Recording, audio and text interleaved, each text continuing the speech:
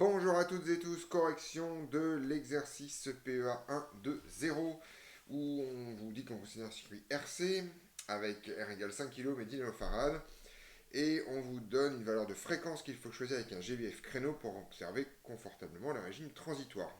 Alors, ça c'est une histoire de travaux pratiques en fait, donc on va essayer un peu de comprendre ce qui se passe, même si c'est un résultat qu'on peut appliquer directement, mais c'est important de bien piger ce qui se passe. Alors déjà, la première chose, c'est que ce qu'on va faire, c'est quand on a un circuit RC série, donc je vais le redessiner très rapidement.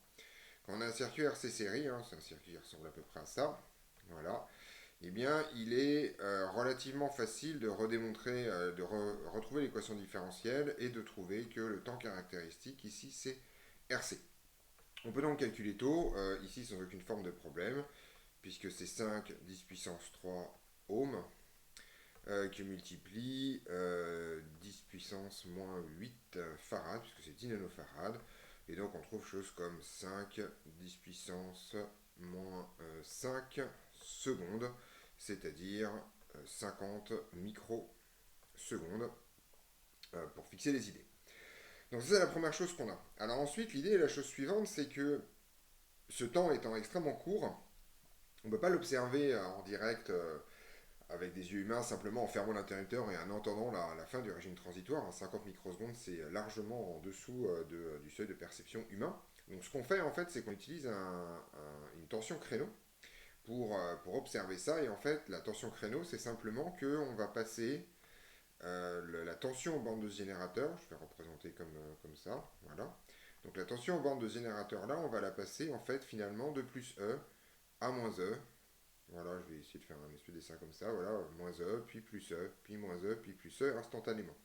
Ce qui en fait revient à simuler un interrupteur qui se fermerait et qui s'ouvrirait ou qui commuterait de moins E à plus E. Alors il y a plein de façons de le faire. On peut commuter de 0 à E, on peut commuter de plus E à moins E.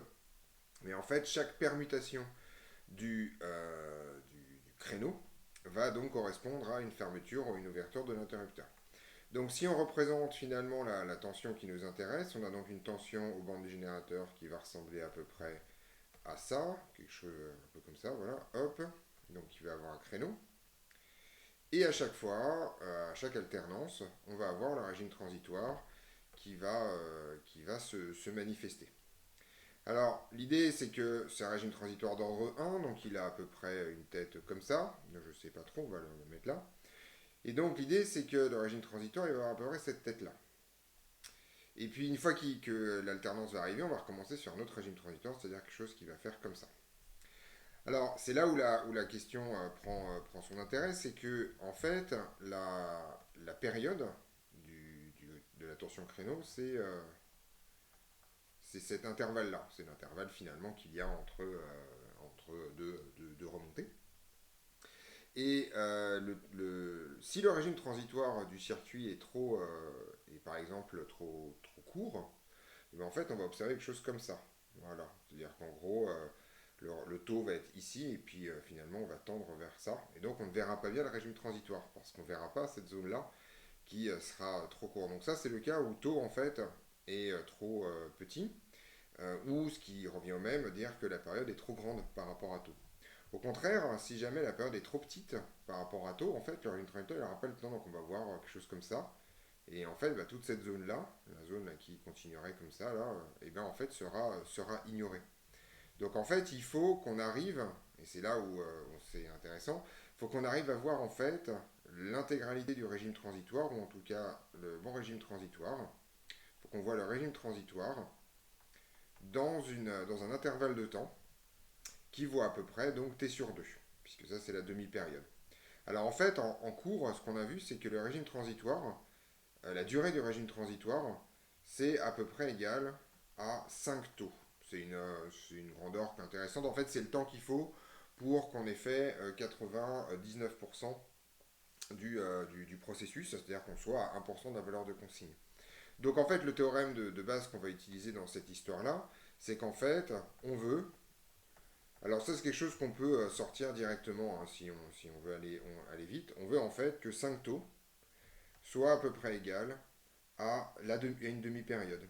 Puisque en fait, le régime transitoire doit doit réussir à mettre, disons, à se dérouler quasiment intégralement dans une demi-période. Donc en fait, ce qu'on veut, c'est que la période du signal envoyé par le GBF soit grosso modo égale à 10 taux. À partir de ce moment-là, calculer la fréquence est relativement simple.